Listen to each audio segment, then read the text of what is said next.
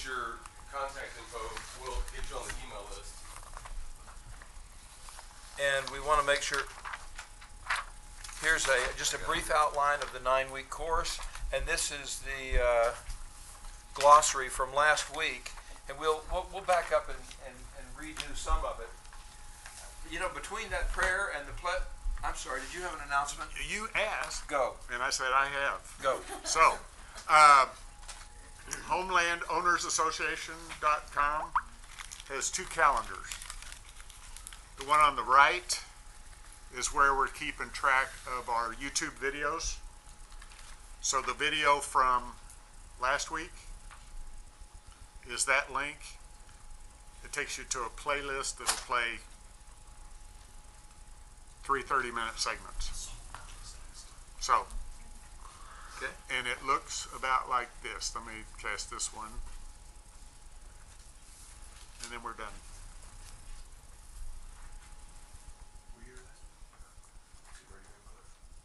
So that's the video from last night. So if anybody misses or wants to catch up or review what we did study. And hopefully there'll be some audio with it. Well, I turned it off during the prayer. But we are live now for this week's video. Let's go ahead and do that, get that out to everyone. I was going to say, between the prayer and the Pledge of Allegiance, we summarized a lot about what this course is all about. I want to remind you, and we'll do it several times in the next 9 weeks also, of the little catechism, the little quote or paraphrasing of Thomas Jefferson that we started off with last week. And that is, Thomas Jefferson said, and Madison, and most of the founding fathers, they were agreed on the principles of this quote, and that is that God is the sovereign. He's above everything. He has the lawmaking. God is the sovereign, but he made us sovereigns, we the people, when he made us free. How did he make us free? When he gave us unalienable rights. He made us, the people, the source of law in a free society. And that is what America is based on. It is different. It makes it different than every other major nation in the world. Hopefully there are people in the world, that believe that, but their governments are not based on it. England, France, Germany, in Africa, the Middle East, the Far East, there are no nations that are they're either based on the divine right of kings, even if people don't believe in it anymore, or they're based on the idea that the government grants you their rights. Read the UN Charter, read the Soviet Constitution, the unwritten English Constitution, and so on. All of them technically say that government grants the rights to the people, and so they can take away the rights. But in America, our government was based on the idea that God is the sovereign, but he delegated his sovereignty to the people. He made us the source of law in a free society. And we've written it down on a sheet of paper in 1787. We've amended it a few times since then. And it's called the U.S. Constitution. It is our marching orders to our servants in Washington and in Austin and in Tyler downtown. All of our elected or appointed government officials are our servants because we are the sovereigns. Each of them is just one sovereign. They do have a voice. But we're the sovereigns. The problem is, of course, that if the people don't exercise their sovereignty and keep their people in line and make sure that they're obeying the law, the Constitution, then we get away from it. This Constitution that is the longest running Constitution now in the history of the world. There's one country, I think it's Poland, that did a constitution a few years after ours, but this is the far and away. Most constitutions last 15 to 20 years on the average. Some of them, like Italy, there's one every other year, it seems like. Now, we haven't even gotten to the Constitution yet. Last week we talked about the preludes to the Declaration and the Constitution, and this week we're going to get around to the Declaration of Independence. We're going to declare our independence, but I wrote up here, and we're going to go through this timeline up to the Declaration, and then we're going to go through the Declaration of Independence itself. Today. That was in 1776, and the U.S. Constitution is 1787. A lot of what we're doing is history. Why would we spend so much time on the Declaration, on the preludes, and to the Declaration? The reason is because the principles that were being talked about and were a result of all the things that were happening and the things that people were saying, and as we talked about last week, the Protestant Revolution and the philosophers Cicero and Hobbes and Locke and Rousseau and others. And then the scientific enlightenment. The scientific enlightenment that got away with the idea of mysticism and occultism, which has ruled for thousands of years here on earth. The idea that there are no absolute laws, and that there are people who have magic powers, and so kings would have magicians, even the Magi. Hey, I love the Magi. I believe they were inspired good people, but they were also magicians who understood a lot about human psychology and so on, as well, and science, as well as the scriptures. Wizards, hoodoo, voodoo, all of this was done away with the scientific enlightenment, and the idea that there are absolute principles out there. It's what Cicero 2,000 years ago called the laws of nature and of nature's God. Natural law. He said there is absolute law. He did not agree with what 70% of the college professors apparently today believe in moral relativism. Right and wrong just depends on what works for you. And whether you agree or not with that, my purpose is to teach that the founding fathers did not agree with that. They believed in natural law, the laws of nature and of nature's God, that they're absolute political, economic, social, spiritual, mathematical, scientific principles, and if we can just, they're out there, if we can just identify them and then apply them in our lives, align our lives with these absolute natural rights, what he called true laws, natural laws, God's laws, then we'll be better off. And so that's what the founding fathers did, and it has worked well so far. So we're gonna go back now here and take a little bit of time on the preludes to the deck. You should all have this. By the way, that yellow paper is not because we were trying to make it look like parchment. You're going to get Declaration of Independence here today too. I just found some 40-year-old Xerox paper my dad had stored in the attic. Waste not, want not. But hey, it worked. I didn't have time to run to the store. 1776 is, of course, when the Declaration of Independence was signed. Prior to that, from 1756 to 1763, we had the 7 Years' War between France and England. Cost a whole bunch of money. The king said, we need some money. But we got these rich colonies that are producing so well over there, we'll just tax them. The problem is that they were taxing them and we had no representation. You've all heard taxation without representation. Well, they started right after the war. In 1764, you had the Sugar Act. In 1765, the Stamp Act. And I was going to stop there with the Stamp Act for a beginning because that's one of the chapters when along comes a guy who's very important in the beginning of our country and in articulate and inspiring Americans and so on to be willing to take this chance on independence, and that was Patrick Henry. Patrick Henry was he was like 25 years old, I believe, when he was elected to the House of Burgesses, which was the Virginia legislature, and he got in there, and he was a radical. He was just young and he didn't know any better, and he was a radical, and so they had just had this Stamp Act, which said that, as we said last week, every single sheet of paper had to have a stamp on it with the king's picture on it, and it cost them a fortune. Every single document, every single contract, every poster that went up on every deck of cards, every marriage contract, everything had to have a stamp on it, and they required it on furniture and other things too. And so the Stamp Act, and the stamp and all the money went to England. None of it went there to the colonies. It was already at that time an established principle in England that British subjects, and they considered themselves British subjects, that British subjects should be only taxed by their own representatives, people that they could have some control over. King had a lot of control too, but Parliament. And so immediately with the Stamp Act, he proposed this radical resolution. It was called the Virginia Stamp Act Resolution, and the language was so extreme that a lot of Virginians thought that it smacked of treason, and so he wasn't going to get it passed, and so he waited until most of the pro-government, the pro-British government people were gone from the meeting, and there were only 24%, but 24% was enough for a quorum at the time. So he gets this act passed, which has this radical language in it, and he gives a speech also. In fact, this is the speech when he says, it's a famous speech, where that some people credit with being one of the main catalysts of the revolution. And he said, Caesar had his Brutus.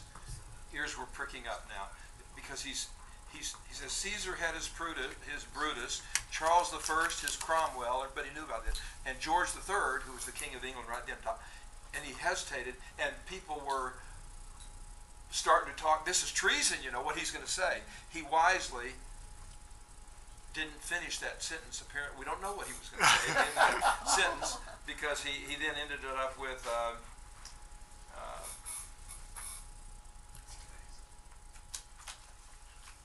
I can't remember what he ended it up with, but it didn't. He didn't go on. It wasn't treasonous, but he did say, if this be treason, let's make the most of it. Or if this be treason, make the most of it. Well, there was a lot of excitement about it, and this was 1765 with the Stamp Act, and Patrick Henry. Remember him 10 years later when he gives another great speech on the floor of the House during the second constitutional, or the second congressional, what do we call that? Second Continental Congress. I always get mixed up. Second Continental Congress and Second Constitutional Convention. Forget the First Continental Congress. Nothing happened. 1774. Forget the First Constitutional Convention. 1786. Nothing happened there. These are the two important ones. We got the Declaration and the Constitution. But back to, so we had the Stamp Act. Then they had the Quartering Act. It said that the soldiers could come in your house anytime, and they didn't have to have a search warrant, as we now require in the Constitution. They could write out their own warrants, that it was warranted, they needed food, they needed shelter, they needed beds, they needed whatever you had in your house, and they could take it, and they could just write it out on their own authority. And by the way, they could, we call those writs of assistance. It was one of the big deals, that was, as well as all these other things, prior to the Revolution. So we got rid of the writs of assistance, right? You will learn later in the course we have not gotten rid of them. With the Patriot Act that was passed right after 9/11, we now have what are called self-written search warrants. So the FBI can write their own self-written search warrants without going before a judge, and we'll spend the time on that. We've come 360 degrees, and it's much worse than that. The law today is in the Patriot Act that you can't tell anyone about those self-written search warrants.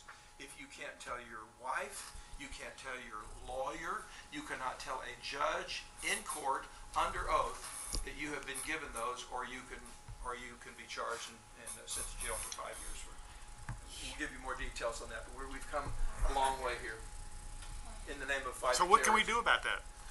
Raise Dickens. You know. Study. Well, what we can do about everything, we the people have to learn about true and correct principles, and we have to stand by them. I mean, a major purpose of this course is that you and I, we're the sovereigns, is that we learn correct political, legal, and political principles against which, so that we have political and legal standards against which we can measure candidates when we're going to vote for them. Hold on a second. Candidates when we're going to, and issues on the ballot and so on. If we don't do that, then we just get what we've had here. Yes. Can Rudy interject what happened today in court and the KOTV thing? Oh yeah. Which part? Well, the thing you showed me and the result of you standing up and talking and some other people. Who said it had an impact? Yeah, I mean, an example of getting educated, getting active. Within the last year, 3 years ago, I didn't know what our county commissioners did. But, you know, getting with these guys, studying, learning, to realize the county commission is the main people who set how much money is pulled out of everybody's house. Whether you rent or own, you're paying property taxes because you're either paying it in the form of part of your higher rent or you're paying it each year. Anyhow, I've been going down and trying to, you know, talk to my commissioners about things that are important to me. The freedom to be openly armed, because in my opinion, if more good people were openly armed, there'd be less bad guys.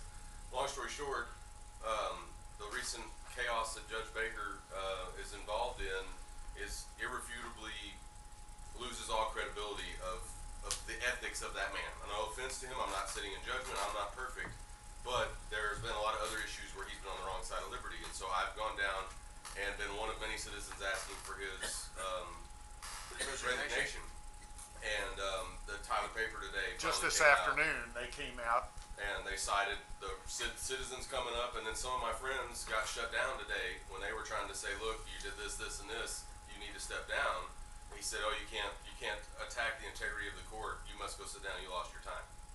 And that was one of the reasons that Tyler Paper said it's time for him to go, because he was shutting him and his friends down. So what's important is when you see somebody infringing on anybody else's natural right, that you speak out about it, because if you don't step up and defend your neighbor's natural right, nobody's going to defend yours. And that's a difficult thing to do. Okay, thank you.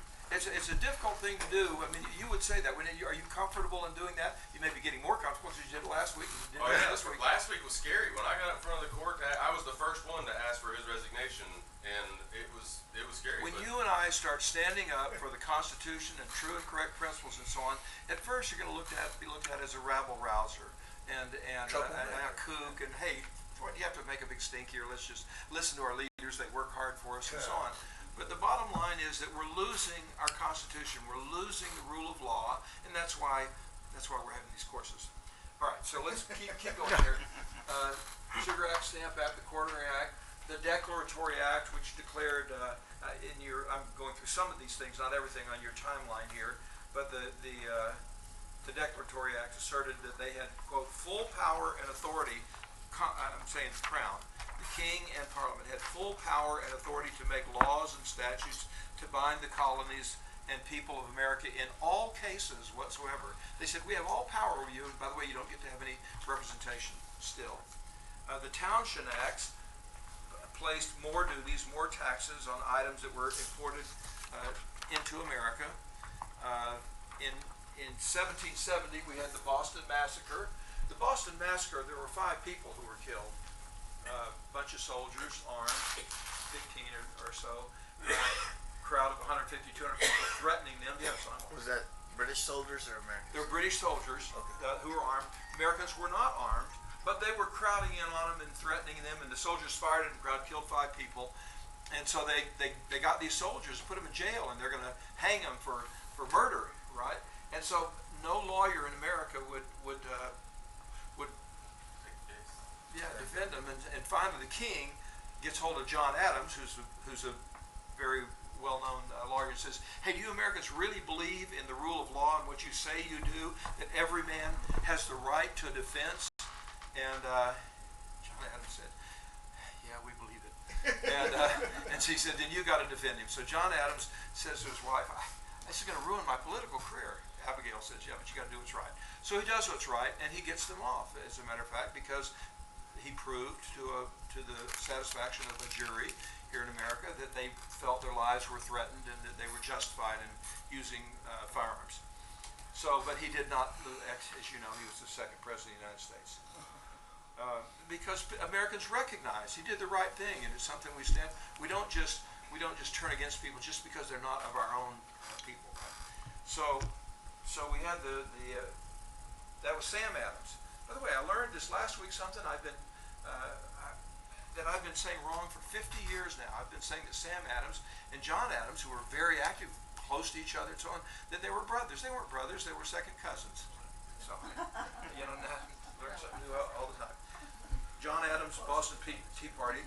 The Intolerable Acts in 17, we called them intolerable, and they basically just added more taxes, but they also added something to the Declaratory Act. And they said, not only can we make any laws that we want against you here in America, but you can't do anything about it. As I said last week, kind of a na-na-na-na thing, and it really riled Americans. Why they would be so stupid to do that?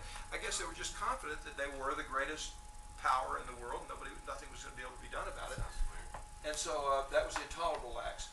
In 1775 and 1776, we had the Second Continental Congress. The first one in 1774, only I think half the states came to it. They had to they tried a list of grievances to the king. He just ignored it. And so they got together in 1775 and 76, and they ended up doing 2 things. One is the Declaration of Independence that we're going to talk about today, and the other was they elected or appointed George Washington as Commander-in-Chief of the Continental Army, which did not exist. He's going to have to, and the reason they did was he had been a British officer, and a young British officer, And without going through the history of it, he was the main officer there was, and he was well known there in Virginia and throughout the colonies. And so he was made commander-in-chief of the army. Quick question. Do you know about then, what was the overall total tax burden on the Revolutionary Era Americans? Yeah, we're gonna spend some time on that next week, but it was almost nothing because they didn't have the power to tax. We're gonna learn that in the very first Constitution we had, which is the Articles of Confederation, that started during the Revolutionary War and went until we had the U.S. Constitution we have today. It was just a weak government. It was a non-government. There was no power to tax. Everything had to be unanimous. There were 13 votes, one person for each colony, and nothing. They were never.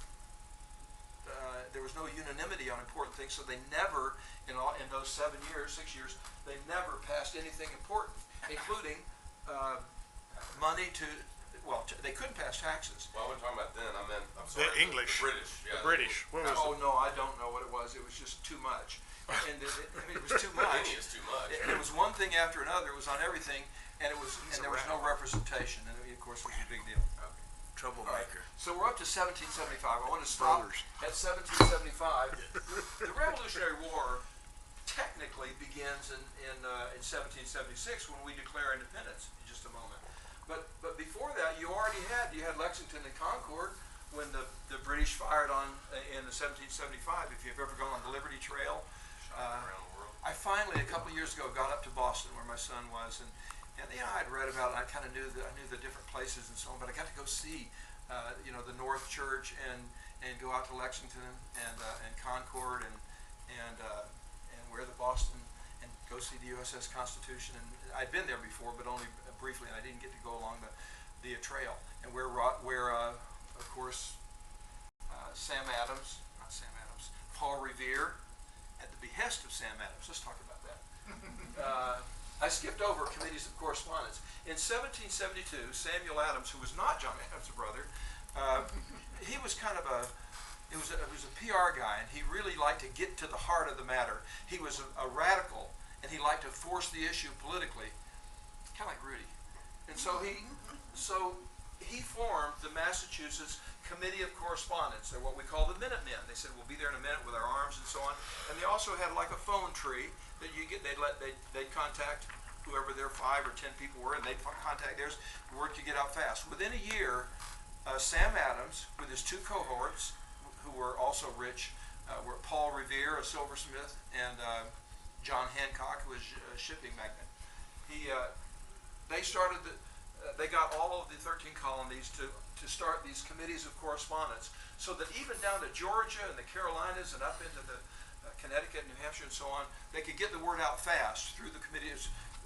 Books today call it a colonial internet. It was a fast way, much faster than and so when the British were coming, it's Sam Adams and their Committee of Correspondence, Paul Revere, John Hancock, and all the others who set it up, one by land, 2 by sea, right? The lanterns in the Old North Church there in Boston. And so Paul Revere takes off on his ride to Concord, which is about 30 miles away. And it's Paul Revere, and there's Dr. Warren, who's another one of the Committee of Correspondence Minutemen, and this young guy whose name I can never remember. And one of them got all the way through. It was not Paul Revere. Well, they got stopped part way, and then one of them got loose and made it another, but one of them got all the way through. But Paul Revere must have known Wordsworth, a Longfellow, whoever wrote the poem, because he got the glory for the Midnight Drive of Paul Revere, right? But that was the Committees of Correspondence. It was a big deal. The Boston Tea Party in 1773 had the Tea Act. Tea was a big deal. It was the drug of choice. I mean, it was, they were addicted to it. I mean, everybody had to have their tea, and it was their culture. And so they taxed it heavily, and that really irritated them. And so the Minutemen, the committee, Sam Adams, got 50 of his Minutemen, and they dressed up like Mohawk Indians and went down there and dumped all the sea from the one shipment, what would be today millions of dollars worth of tea in the Boston harbor, and that really upset the Crown. And they put a blockade around Boston and said, you can't come in or out of here with trade until you paid for all that tea you dumped in the water there. So that's the Boston Tea Party, as they called it. He called it the Intolerable Acts.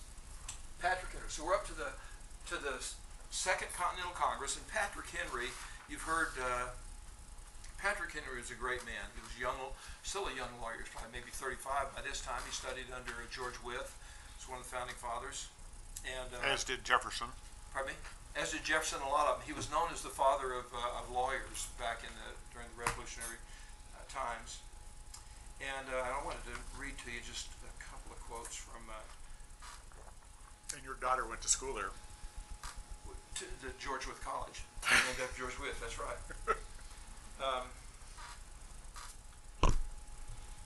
Richard Henry Lee, before I get to Patrick Henry, Richard Henry Lee was another young, there weren't any old ones. I mean, by the time 1787, Washington's in his 50s or so, and he's losing his eyesight and gray hair and so on because he's had a rough time with the Revolutionary War.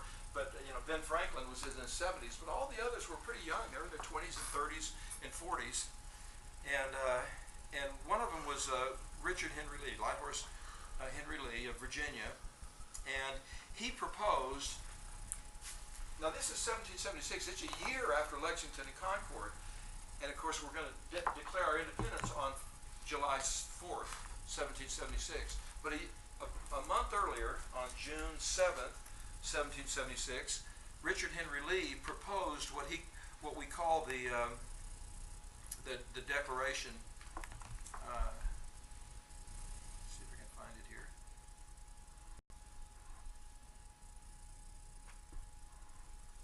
A Resolution of Independence. It was called a Resolution of Independence, and he used this wording that these colonies are and of right ought to be free and independent states, and we ought to declare our independence and so on. So within a few days after that, the Continental Congress finally appointed a 5-man committee to draw up the Declaration of Independence. They're still not sure they're going to do it because this is going to mean, this is treason. This is treason against the biggest, greatest nation in history, most powerful in history at that point. And they knew that the punishment for that was the gibbet. You know what the gibbet is? Death. Well, it is Is it a death. It's the post? gallows. The gibbet is the gallows. Pardon me. Unless they were really, really, really well known, and then the punishment was to be drawn and quartered in England. If the king wanted to make an example of you, where you tie someone to 4 strong horses and whip them, and you're quartered.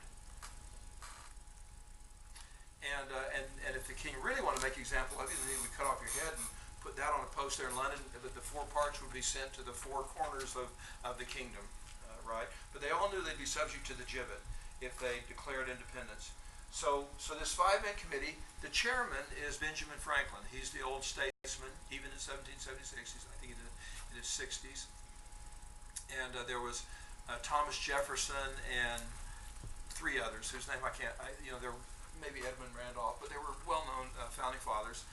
And Benjamin Franklin said to Thomas Jefferson, in so many words, he said, look, some people like me and some people don't, but everybody likes you, and you're eloquent and you're knowledgeable. Thomas Jefferson had possibly the largest library in America at the time, other than maybe the Harvard, which existed, but he had a great library. And James Madison borrowed books from him to study about nations and kingdoms in the past and try to come up with some kind of a new government that in the Constitutional Convention that we'll get to. But right now we're just declaring our independence today. I want to emphasize the reason we're focusing so much on the Declaration of Independence is that the spirit, the principles of the Declaration of Independence are the foundation of our government. They're the foundation of our law, which ends up getting